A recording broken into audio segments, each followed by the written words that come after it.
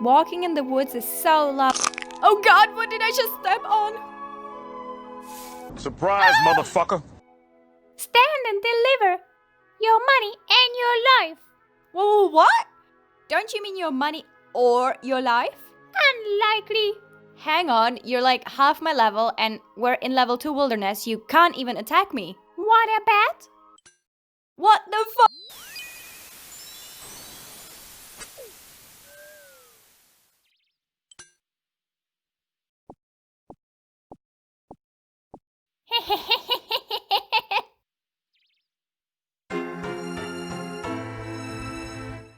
My money and alchemist, no! Oh wait, I didn't need those anyway. Thank Goddix I didn't list anything really important. Hi everyone, and welcome to episode 3 of my Snowflake Iron Man series, Adventures of Ao, featuring OneWayWallet, Ao for short, my NoCurrencies ultimate Iron Woman. If you haven't watched the previous episodes, I'd suggest you start at the beginning. You can find a link to the series playlist in the description. I've been busy grinding to 87 Slayer on the main Snowflake, and that's been ensuring a steady supply of bonds for 2 different accounts now, as this account is still too new to be self-sufficient. Over on this account, we're right where we left off last episode, at the cake stall, getting 15 thieving so we can start pickpocketing ham members for easy clues to get an air staff. If you're in need of a quick refresher, we need the air staff to make use of all the chaos runes that we picked up in the Dark Warrior's Fortress, which will allow us to finish off several more quest bosses and also probably start the Lizardman grind for Azaric's talisman. There's our 15 thieving, so we're heading straight to ham. Just going to restore our prey first, not because it's useful or anything, it was just bothering me. We'll also grab the knife in case we want to do any passive fletching with the logs we get from pickpocketing. It's actually worth thinking for a second about the fact that you can literally get logs from pickpocketing. These guys have magical pockets. Alright, we're in. The best place to pickpocket ham members is definitely below the hidden trapdoor where the chests are, because the guards never throw you out. But unfortunately, we'll never be able to access that area since it's locked behind Death to the Dorgshan, which requires Goblin Diplomacy. You might remember from episode 1 that completing Goblin Diplomacy on this account is impossible due to the dies requirement. The second best place then is in here with the beds, because you can trap the ham members there and make pickpocketing them slightly easier because they can't move. Alright, easy clues can be found here at a rate of 1 in 50, but RNG is obviously on our side right now. We'll see if we can actually finish this clue, but we can do the first step, and so our clue-driven content officially begins. The first place we need to go is Varrock. I could walk, but I have law runes, so you know what that means. And you might be thinking, no currencies, you don't have any air runes, but I will in just a second. This air rune spawn is normally useless, but not today.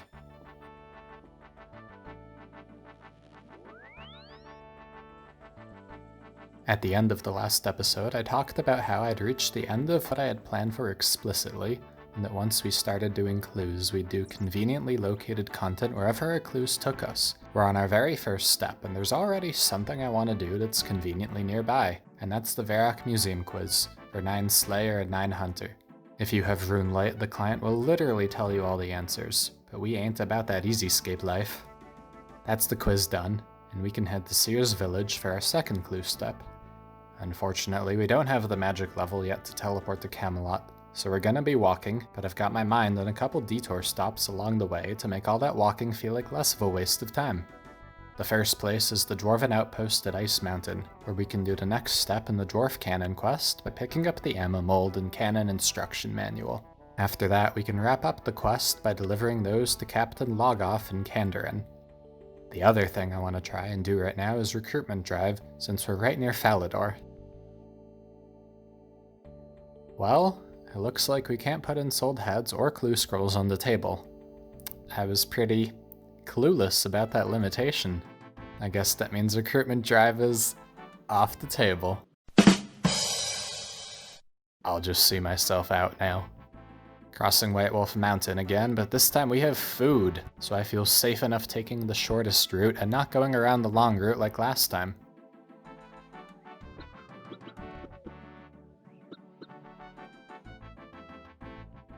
Looks like RNG wasn't on our side after all. Gnome clothing is impossible to get a hold of on this account since it's exclusively found in the gnome clothing shop at the Grand Tree, so that clue is going straight on the ground. Before we go back to the ham hideout though, I'll finish Dwarf Cannon right now since that way we can clear 2 inventory slots. Quest complete and 21 crafting. Back in the hideout, but we haven't been here long at all. We just got our second clue and we're still 15 thieving. That's awesome. Except that here we have one of the most obnoxious easy clue steps ever. Not so awesome, but at least I can do it. Even on the main snowflake right now, I don't have a closer teleport to this spot than Camelot Teleport, since I can't charge my combat bracelet to teleport to the ranging guild. So we're about to walk literally the entire way from Lumbridge. I guess this is a good point in time though to talk a bit more about clue scrolls, since there's actually a lot to talk about. Despite their fair share of hassle, it's actually really exciting to be starting easy clues already on this account, since I love clue scrolls, and easy clues are the only tier besides beginners that will ever approach a decent completion rate with. The best part about this grind will definitely be that ham members are left click now, after a somewhat recent update. I spent an ungodly amount of hours at ham on the other account, going from 15 to 72 thieving nearly exclusively with ham members. I got the large spade for my troubles, but I also got so much more than that. Easy clues are the single most beneficial clue tier for my account, and I might be the first person in the entire game to say that. Sure, the boots from medium clues are great, and Blessed D'hide from the hard tier is really nice, as well as the Robin Hood hat, but easy clue uniques are the only means by which my account can access certain content. The first case where this applies is the Wilderness Easy Diary. Finishing this diary requires that you equip a team cape, but the only way to get a team cape without buying one is from easy clues, where you can find one at a rate of 1 in 5,616 per clue roll, or 1 in 1,872 per clue on average, since easy clues give 2 to 4 rolls, for an overall chance of 1 in 624 with 3 different team capes.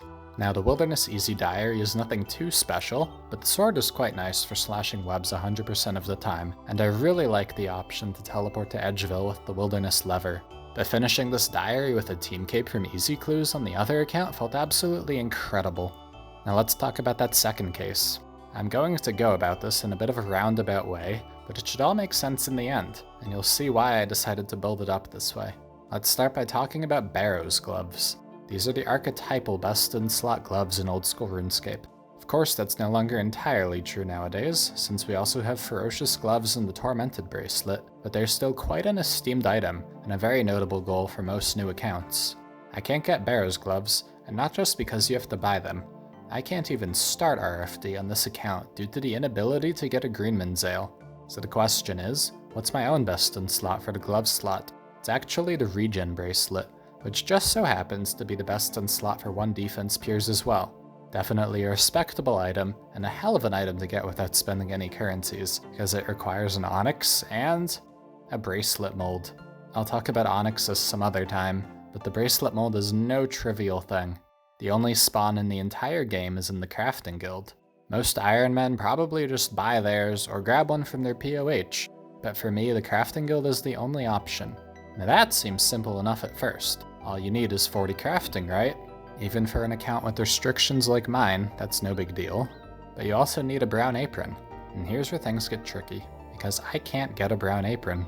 Malignius Mortifer can give you a brown apron, but only after you start Swansong, something I can't do. So is all hope lost for ever having access to bracelets? It's actually not, and easy clues are my golden ticket. Not many know this, but there's an alternative to the brown apron for access to the crafting guild. Not the white apron, no. The golden apron. One of the rarest easy clue rewards, but it single-handedly makes it possible for me to get best-in-slot gear on my account, without which I'd still be wearing Shazian Gloves 5 for their +3 strength bonus. My greatest motivation for easy clues on the main snowflake, and it's the same for this account. All this makes the golden apron my favorite item in the game, for perfectly encapsulating how wild and unpredictable this account restriction is, and how beautifully interconnected everything is in this game. And now you know why the golden apron is my channel icon. Alright, I've said my fair share for now, and we're still walking, so let's cut to the chase here. I'm going to home teleport for this step and walk from Lumbridge, so I'll see you there. Just grabbing some more air runes while we're at it though, so I can teleport to Varrock if need be. And there's our first casket! Will we get our air staff? A golden apron? Okay, that's a lot of body runes, wow. Going to use a law rune here to teleport to Lumbridge because I can't be asked to walk or log out for another 26 minutes. We'll sell the body and the axe right now and we can get back to pickpocketing. A while later and we've got our third clue. Alright, to get to Ardo and we're going to walk to Edgeville and take the wilderness lever, because the wilderness doesn't scare us.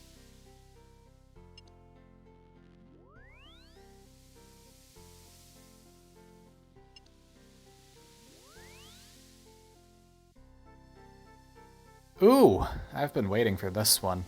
The first step that takes us to Great Corrend. Get ready for a colossal amount of sidetracking with this clue, because we've got business in Corrend. First things first, we're going to need a steel axe and a hammer.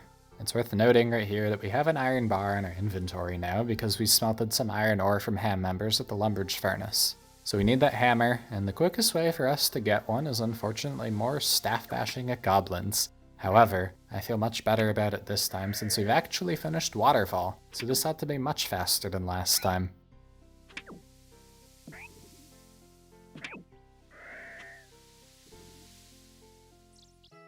And we got a freaking beginner clue.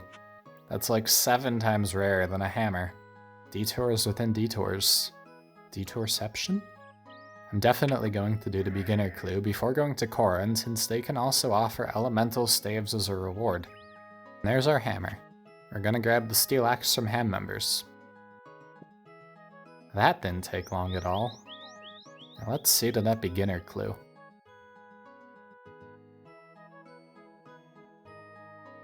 So I've had plenty of people ask me before how I get to Kharid since the main gate has a 10 GP toll, but if you're not about that, you can actually go around to the north and get in for free.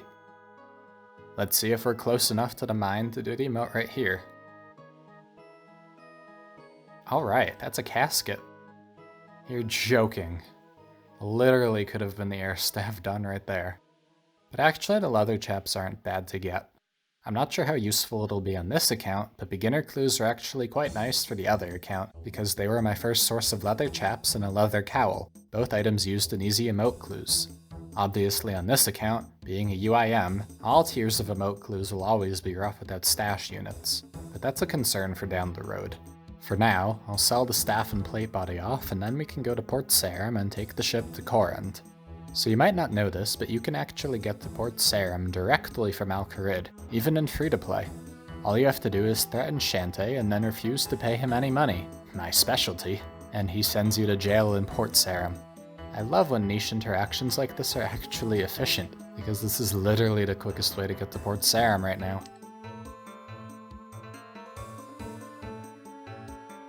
Alright, we've made it to Zaya. First thing to do is start Client of Corrend. We literally have to walk around the entire continent to do this quest, so I'll do the clue step when we end up in Hasidius. Stopping at the anvil on the castle because I forgot to use the one in Draenor.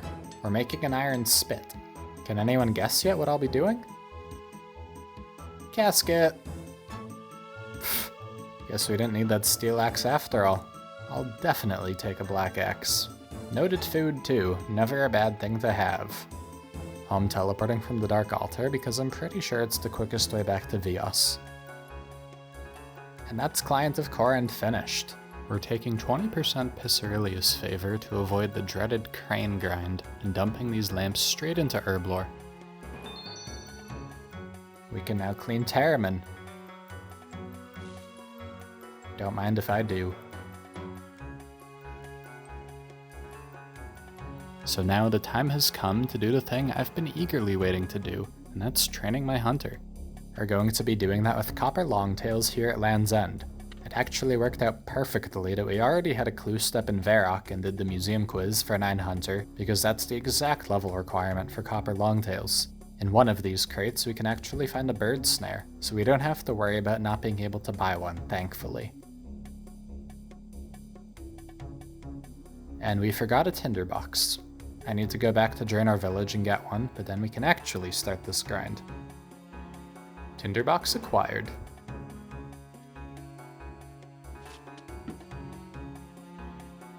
There's our trap set up, so let the training begin.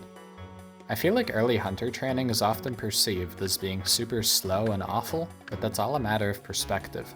This grind is actually one of my favorites on a new account because you literally get to train 6 skills at once while you do it, assuming you do it the way I do. Allow me to explain.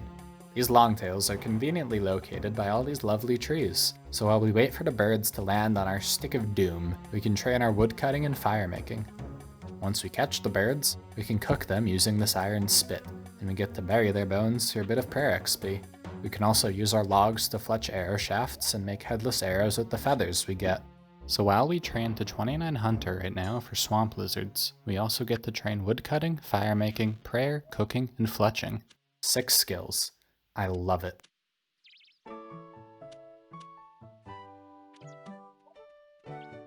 So fire making is going well, huh?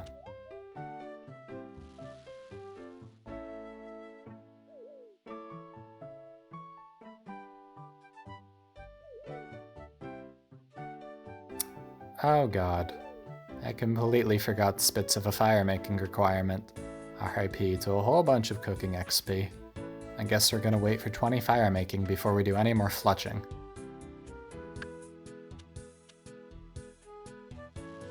And there's 2 fire making, the first of many levels we'll get during this grind. We'll see just how many when we're done here. And look at these levels pouring in. There's 15 fire making and also 300 total. Nice. That means we can switch to the oak tree to finish off 20 fire making. There's 20 fire making, so we can finally start cooking these birds instead of dropping them. We're also going to start cutting the normal trees again until we've got 15 fletching to fletch oak logs into arrow shafts. 4 uncut sapphires? That's awesome. Always do your randoms, kids. The useful ones anyway. There's 30 fire making, which is the level we need for Sea Slug, the quest that will take us from 1 straight to level 24 fishing. And here's a really nice milestone with 20 hunter. We can use 2 traps at once now, so the hunter XP is going to come in twice as fast. Before we go any further though, I want to clear a bit of inventory space.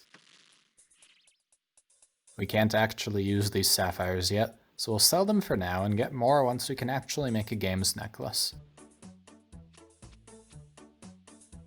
There's 15 fletching, so we can finally leave these normal trees behind and just camp the oak tree.